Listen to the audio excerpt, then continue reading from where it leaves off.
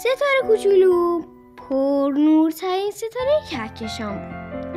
اون با همه مهربون بود و همه دوستش داشتن. ستاره کوچولو دوستای زیادی داشت، ولی چند تا ستاره بودن که به ستاره کوچولو حسودی میکردن. اونا نمیتونستن تحمل کنن یه ستاره این همه نور داشته باشه. پس دور هم جمع شدن و نقشه کشیدن. یکی گفت باید به ستاره ها بگیم ستاره کوچولو وقتی اونا خوابن میاد و از نورشون میدزده. به خاطر همینه که اینقدر پرنوره.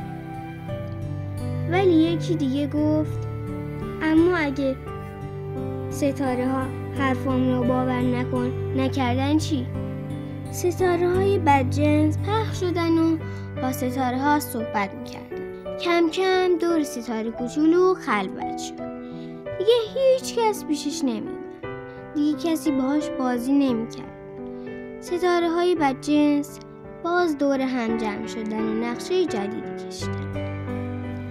یه شب که ستاره کوچولو خواب بود، ستاره های بدجنس ستاره کوچولو رو داخل سیاهچاله انداختن.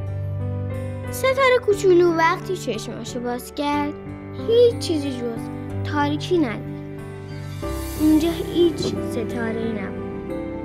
بالا رفت هیچ کس نبود. پایین رفت هیچ کس نبود. چپ رفت راست رفت هیچ کس نبود. یه جفت چشم ظاهر شد. ستاره کوچولو گفت من اینجا گم شدم، میشه به من کمک کنی؟ چشم‌ها گفتن عجب نوری داری، میتونی به منم نور بدی؟ ستاره کوچولو خندید و گفت آره که میشه، منم دوست دارم دوست جدید پیدا کنم، ولی چطوری؟ چشم‌ها گفت من دستم رو روی دستت میذارم.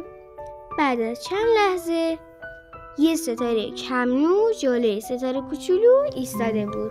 اما کمی از نور ستاره کوچولو کم شد.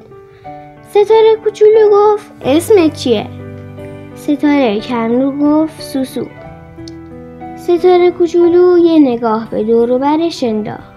حالا اونجا پر شده بود از چشمای ریز و درشت. چشما شروع کردن به خواهش و تمنا. به ما هم نور میدی؟ ما هم خاموش شدیم لطفاً. ستاره کوچولو خندید و گفت آخ جون، حالا قراره کلی دوست پیدا کنم. همه ستاره ها دستشونو رو دست ستاره کوچولو میذاشتن و پر نور میشدن. ولی ستاره کوچولو هی کم نورتر و کم نورتر میشد.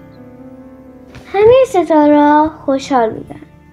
اونا میخندیدن و با ستاره کوچولو بازی میکردن. سوسو همه ستاره ها رو جمع کرد و گفت نور ستاره کوچولو خیلی کم شده. ما باید از نور خودمون بهش بدیم تا دوباره پر نورترین ستاره جمع ما بشه. همه ستاره گفتن ما آماده‌ایم. یه نور خیلی زیادی همه جا رو پر کرد. اینقدر که همه ستاره چشماشون رو بسته بودن. وقتی نور خاموش شد و ستاره چشماشون رو باز کردن، یه فرشته خانم دیدن. فرشته خانم گفت من از پیش خدای مهربون میام. خدای مهربون به من گفت ستاره کوچولو خیلی مهربونه، اون از نورش به بقیه ستاره ها میده.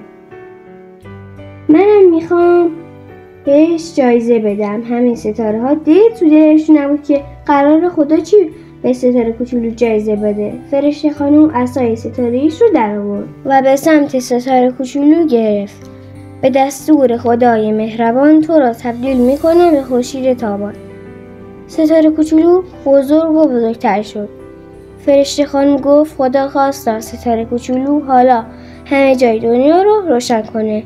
از اون به بعد هر ستاره‌ای که خاموش میشد میومد پیش خورشید خانم و دوباره نورانی میشد.